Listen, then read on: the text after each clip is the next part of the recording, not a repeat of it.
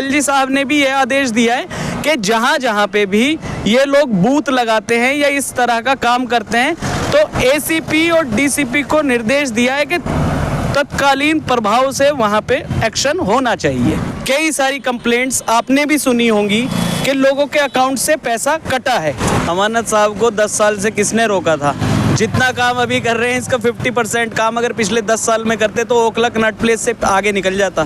दिल्ली अगर आज कहीं जानी जाती है तो शीला दीक्षित के मॉडल की वजह से जानी जाती है। भाई साहब, दिल्ली के मुगलाई जायकों के दीवाने हैं फिर गोश्ताना आइए। शानदार इंटीरियर, आरामदेह मजलिस और खूबसूरत समा के साथ जहां हर डिश में बसी है दिल्ली के खास खानों की रूहानी महक, जायका जो दिल को छू जाए। Address Jamia Nagar, hotel Riverview, ठोकर नंबर 3, अबुल फजल इनक्लेव। दोस्तों, इन दिनों दिल्ली असेंबली इलेक्शन के ताल्लुक से जिस बात की सबसे ज़्यादा चर्चा हो रही है वो है केजरीवाल की 2 स्कीम। एक स्कीम वो जो उन्होंने बुज़ुर्गों के लिए लॉन्च की है, दूसरी स्कीम वो जो उन्होंने महिलाओं के लिए लॉन्च की है। बुज़ुर्गों के बारे में उन्होंने कहा है कि जो भी 60 साल के ऊपर के बुज़ुर्ग हैं उनका इलाज मुफ्त होगा। और औरतों के ताल्लुक से उन्होंने कहा है कि 18 साल से ऊपर और 60 साल के नीचे यानी इस दरमियान की जितनी भी औरतें हैं उनमें से कुछ को, जो उन्होंने एक तरीका बताया कि किनको किनको नहीं मिलेगा, उनको उन्होंने कहा है कि 2100 रुपये हर महीने मिलेंगे। उसके बाद उन्होंने इसके लिए रजिस्ट्रेशन भी शुरू कर दिया है। हमने आपको ये खबर दिखाई थी कैसे महिलाएं लाइन लगी हुई है, रोड पे रजिस्ट्रेशन खूब हो रहा है, अच्छी खासी संख्या में रजिस्ट्रेशन हो रहा है। उसके बाद फ़ौरन ही जो वीमेन डिपार्टमेंट है उसका एक इश्तहार छपा है अखबारों में जिसमें यह कहा गया कि सरकार की ऐसी कोई स्कीम ही नहीं है, इसलिए कोई लोग लाइन में नहीं लगे। अगर उनके साथ कोई धोखाधड़ी हो जाती है इसके लिए हुकूमत या डिपार्टमेंट कोई जिम्मेदार नहीं होगा। उसके बाद एक नया ट्विस्ट तब आ गया जब संदीप दीक्षित, जो शीला दीक्षित दिल्ली की चीफ मिनिस्टर रह चुकी है, बहुत ही मशहूर चीफ मिनिस्टर थी, लोग कहते हैं उन्होंने दिल्ली के लिए बहुत ज़्यादा काम किया। उनके जो बेटे हैं संदीप दीक्षित, उन्होंने एलजी को शिकायत की कि केजरीवाल ये जो चीज़ें कर रहे हैं वो गलत है, इससे लोगों का नुकसान हो रहा है, लोगों की जो आइडेंटिटी है वो डिस्क्लोज हो रही है, एक तरह का फ्रॉड किया जा रहा है। उसके बाद एलजी ने चीफ सेक्रेटरी को एक लेटर लिखा और 3 बातों पे उन्होंने ध्यान दिलाया है, जिसमें एक बात ये भी है कि जो लोग भी औरतों का रजिस्ट्रेशन कर रहे हैं वो किसी भी तरह से सही नहीं है, उसे फ़ौरन रोक देना चाहिए। जी हाँ, उन्होंने ये कहा है, उन्होंने ऑर्डर एक तरह से दिया है कि जो लोग भी जहाँ भी इस तरह की चीज़ें कर रहे हैं उनको रोका जाए, उनके खिलाफ एक्शन लिया जाए। यानी कि अब एलजी और केजरीवाल में तकरार शुरू हो गई, पहले भी तकरार होती रही है, एक और तकरार शुरू हो गई है। एलजी का जो ये लेटर आया है वो संदीप दीक्षित की शिकायत के बाद आया है। हमारे साथ मसूद आलम हैं, ये पटपरगंज यूथ कांग्रेस के प्रेसिडेंट हैं। मसूद साहब, मुझे ये बताइए, अगर केजरीवाल औरतों को वादा कर रहे हैं, इलेक्शन के टाइम में लोग वादा करते हैं, तो कांग्रेस वालों को परेशानी क्यों हो रही है? अस्सलाम वालेकुम शिवली भाई, इसमें बात परेशानी की नहीं है। आप वादा कर रहे हो, वादा करो, हमारी गवर्नमेंट भी तेलंगाना में दे रही है, लेकिन वादा करना और लोगों का डाटा इकट्ठा करना और फिर ओटीपी लेना और उस ओटीपी के थ्रू कई सारी कंप्लेंट्स आपने भी सुनी होंगी कि लोगों के अकाउंट से पैसा कटा है, तो ये एक सिक्योरिटी का मसला है इसमें। दूसरी बात ये कि जी आप डाटा इकट्ठा कर रहे हैं, आपने जगह जगह बूथ्स लगा दिए, अपने कैडर बिठा दिए, है ना, उस पर डाटा इकट्ठा कर रहे हैं, लेकिन आपकी सरकार पिछले 10 साल से है। आपको कोई ऐसी स्कीम लेके आनी थी, आप विधानसभा में बिल लेके आओ, बिल पास कराओ, कानून बना लो उसको, और उसके बाद दो। किसने मना किया है? डाटा इकट्ठा करना, लोगों की आधार कार्ड ले रहे हैं, बेसिकली आधार कार्ड ले रहे हैं। आधार कार्ड एक आदमी का एक यूनिक आईडी होता है ना, वो आप उससे सारी चीज़ें लिंक्ड हैं भाई साहब, अकाउंट उससे लिंक्ड है। आज की तारीख में आधार ही सब कुछ है। आप आधार कार्ड ले रहे हैं और अकाउंट से लिंक कर रहे हैं, वो नंबर ले रहे हैं जो अकाउंट में लिंक है, उसके बाद ओटीपी आ रहा है, तो सिक्योरिटी का मसला है। और एलजी साहब ने भी यह आदेश दिया है कि जहाँ जहाँ पे भी ये लोग बूथ लगाते हैं या इस तरह का काम करते हैं तो एसीपी और डीसीपी को निर्देश दिया है कि तत्कालीन प्रभाव से वहाँ पे एक्शन होना चाहिए।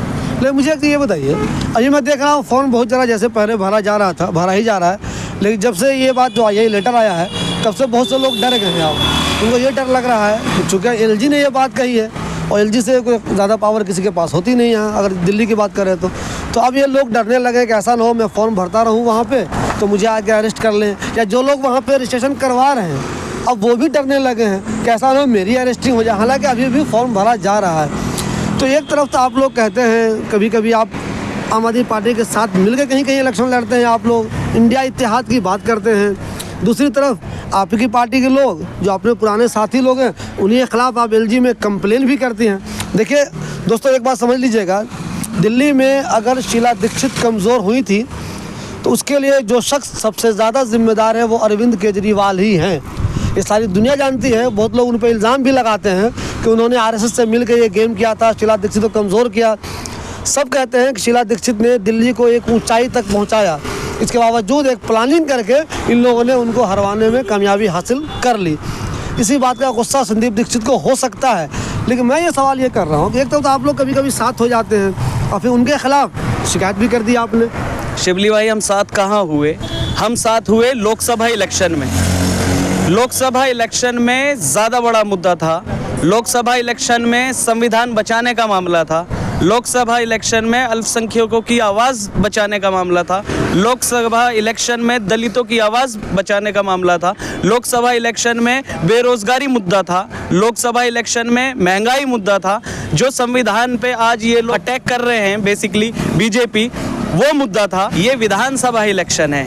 अब आने वाले टाइम में मुझे ऐसा लगता है कि कोई गठबंधन इस नाकारी सरकार से, जो दिल्ली की सरकार है, किसी भी स्टेट में हम नहीं करने जा रहे हैं। ये बिल्कुल क्लियर है, मेरी पार्टी की लाइन है ये कि कहीं भी हम गठबंधन नहीं करेंगे इनके साथ।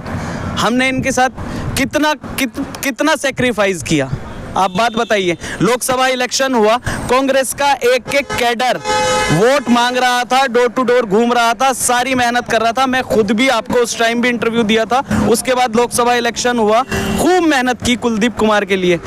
क्या यहाँ पे तो गठबंधन का प्रत्याशी कुलदीप कुमार था, ठीक है जी।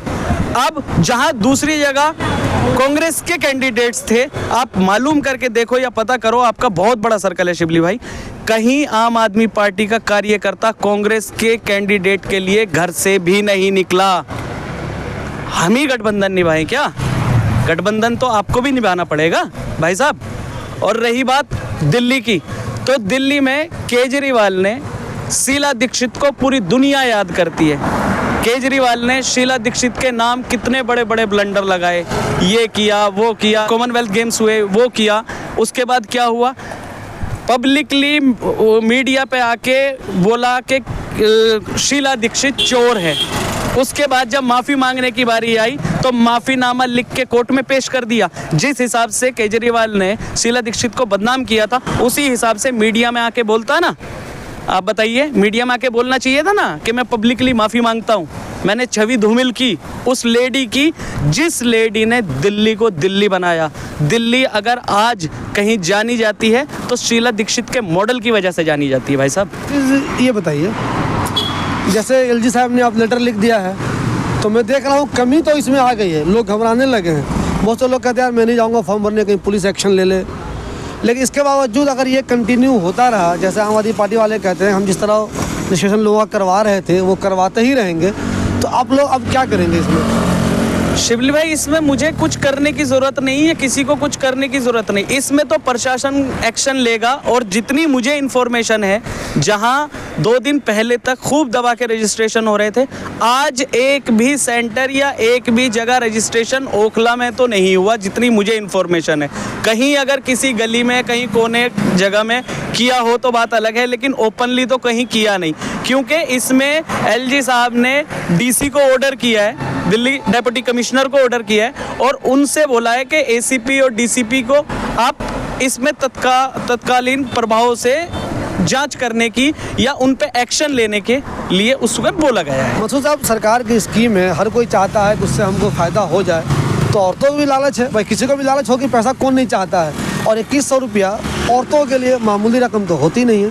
तो अगर औरतें लाइन लग रही हैं वो चाह रही है उनका नाम आ जाए, पैसे उन्हें मिलने शुरू हो जाए, तो इसमें आप लोग ज़्यादा एक तरह से कहें तो उंगली क्यों कर रहे हैं? शिवली भाई, इसमें उंगली करने वाली बात नहीं है। आप ये देखिए, पब्लिक का अगर वेलफेयर हो रहा है, पब्लिक को इसमें फ़ायदा हो रहा है, तो हमें भी कोई इससे दिक्कत है नहीं।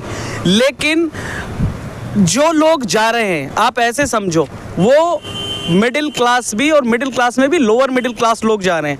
अब उनसे जहाँ तहाँ जो बोला जा रहा है, बोला अकाउंट नंबर लिया हो, आधार कार्ड लिया हो, जो डॉक्यूमेंट चाहिए वो डॉक्यूमेंट लिया हो, जहाँ तहाँ सब जगह बूथ लगा रखे हैं, कैंप लगा रखे हैं। आप ऑफिस में बुलाओ ना भाई साहब, ऑफिस में बुलाओ, एमएलए ऑफिस में बुलाओ, काउंसलर ऑफिस में बुलाओ, आपके मोहल्ला क्लिनिक है, मोहल्ला क्लिनिक में ही कैंप लगा दो।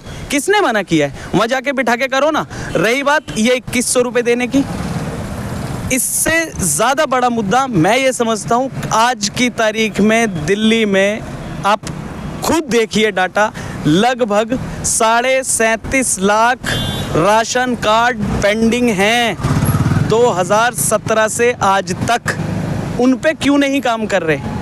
वो ज़्यादा ज़रूरी है या ये नया लड्डू देना ज़्यादा ज़रूरी है? मसूद, मुझे ये बताइए, क्या आप लोगों को इस तरह का भी कोई शक होता है कि जो साइबर क्रिमिनल होते हैं बहुत ज़्यादा हैं अपने हिंदुस्तान में, बहुत ज़्यादा हैं लोग, किसी न किसी का पैसा कट जा रहा है, कहीं कुछ हो जा रहा है, लोग धोखा, तो आपको लग रहा है कि भले ही केजरीवाल के लोग ये गलत काम ना करें, लेकिन उन्होंने जो ये शुरू की है स्कीम, और लोग जिस तरह लोग पे लाइन लगाए हुए हैं, तो जो साइबर फ्रॉड है वो भी इसका गलत इस्तेमाल करें। कई सारी खबरें आने लगी हैं कि लोगों के अकाउंट से पैसे कटने शुरू हो गए। बिल्कुल। तो क्या आपको डर लग रहा है कि ऐसी चीज़ें बहुत ज़्यादा होने लगेंगी? बेचारी औरतें शरीफ होती हैं, उन्हें बहुत सारी औरतें पढ़ी लिखी तो है नहीं, उनसे वो डिटेल ले लेगा, कुछ चलाकी करेगा और पैसे कट जाएंगे, ऐसी कुछ डर लगती है आप लोगों को? भाई साहब, ये हर चीज़ का एक सिस्टम होता है शिवली भाई। आप कीजिए इसको, आप कानून बनाइए, है ना, कानून बना के उसके दायरे में आप कमेटी बनाइए, उसमें सारी चीज़ें लेके आइए। अब ये कहीं भी किसी को भी आपने बिठा दिया, वो सब डाटा कलेक्ट कर रहे हैं, क्या हो रहा है क्या नहीं हो रहा, ऐसे मतलब इससे और क्या पता चलता है? इससे पता चलता है, उस पर ध्यान दो ना कि कितनी बेरोजगारी है। तरफ तो आप लोग कहते हैं कि आम आदमी पार्टी से मुकाबला करना है। ओखले की बात अगर मैं करूं तो अमानत साहब ने कंटिन्यू काम शुरू कर दिया, इधर उधर रात भर जग के कहीं रोड बना रहे हैं, कहीं नाला बना रहे हैं। लोग कहते हैं उनको कि यार जो काम उन्होंने 10 साल में नहीं किया वो कर देंगे 2 महीने में। वो कर भी रहे, वाकई में काम वो कर रहे हैं, चाहे वो इलेक्शन की वजह से करें, चाहे जैसे करें वो। लेकिन आप लोग की जो पार्टी है कांग्रेस, आप मुकाबला करना चाहते हैं और अब तक आपके कैंडिडेट का अनाउंसमेंट भी नहीं हुआ कौन आपका कैंडिडेट होगा, तो आखिर आपकी पार्टी इतना देर क्यों कर रही है? आप मेरे को एक बात बताइए, अमानत साहब को 10 साल से किसने रोका था? जितना काम अभी कर रहे हैं इसका 50% काम अगर पिछले 10 साल में करते तो ओखला कनॉट प्लेस से आगे निकल जाता। किसने मना किया था 10 साल? 10 साल परेशानी जो झेली उसका जवाब कौन देगा? अमानतुल्लाह देंगे या अरविंद केजरीवाल देंगे? पहले तो ये सवाल बनता है कि उसका जवाब देगा कौन? जो 10 साल से लोग परेशान हैं। आप 1 महीने में आते हैं, बोलते हैं कि मैं 1 महीने में सब काम करा दूंगा। ये जो तरीका है ना, ये नॉर्मल पता नहीं लोगों को समझ में आता है या नहीं आता कि 4.5 साल काम मत करो, लोगों को इतना परेशान कर दो, इतना परेशान कर दो, उसके बाद आखिर के 6 महीने में 3 महीने में आके उनको ऐसा काम दे दो करके वो इतने ज़्यादा परेशान हैं शीवर से, रोड से, इन सब चीज़ों से। आप आके लास्ट के 3 महीने में 6 महीने में वो काम कर दो तो लोगों को लगता है अरे रे वाह वाह वाह वाह क्या काम किया। 4.5 साल क्यों नहीं किया? किसने मना किया था 4.5 साल ना करने के लिए? आप ही एमएलए थे ना, फंड आता है ना आपके पास, क्यों नहीं कर रहे थे भाई साहब? किसने मना किया था? अब 1 महीने में आके कर रहे हैं तो किसी पे एहसान नहीं कर रहे हैं। आपकी ड्यूटी है, नौकर हैं आप जनता के, है ना। मान लीजिए मसूद साहब उन्होंने नहीं किया, अब कर रहे हैं, आप लोगों को मुकाबला करना है तो मुकाबला कैसे होगा? टाइम भी नहीं बचा है, इलेक्शन की तैयारी कब होगी?